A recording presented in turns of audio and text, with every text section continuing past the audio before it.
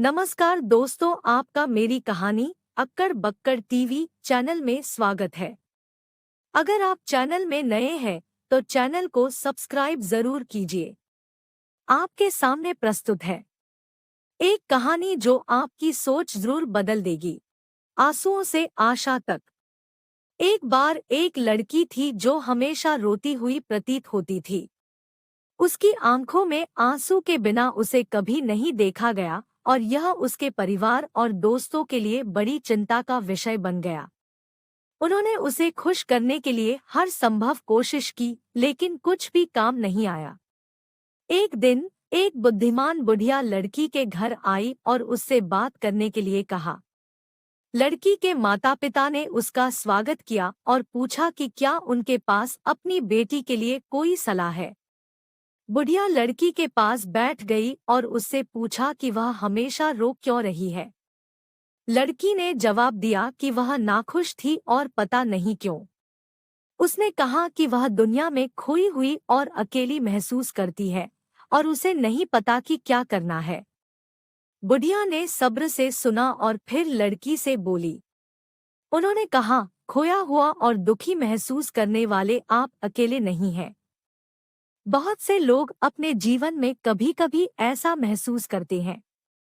लेकिन महत्वपूर्ण बात यह है कि चलते रहें और उम्मीद न छोड़ें।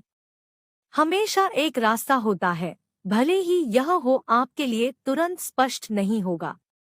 लड़की ने बुढ़िया की बातें सुनी और उनमें एक सुकून का एहसास हुआ।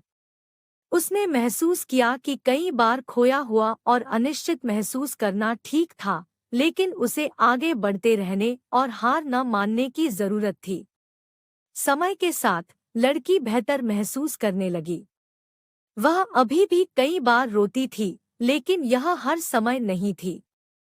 बुद्धिमान बूढ़ी औरत के शब्दों में उसे आशा और आराम मिला था और जब चीजें कठिन थी तब भी वह अपने जीवन को जारी रखने में सक्षम थी। यह कहानी हमें सिखाती है कि कभी-कभी हारा हुआ और दुखी महसूस करना ठीक है, लेकिन हमें उम्मीद नहीं छोड़नी चाहिए। आगे बढ़ने का हमेशा एक रास्ता होता है, भले ही हम उसे तुरंत न देख पाएं। और कभी-कभी हमें अपना रास्ता खोजने में मदद करने के लिए एक बुद्धिमान और धैर्यवान श्रोता की आवश्यकता होती है।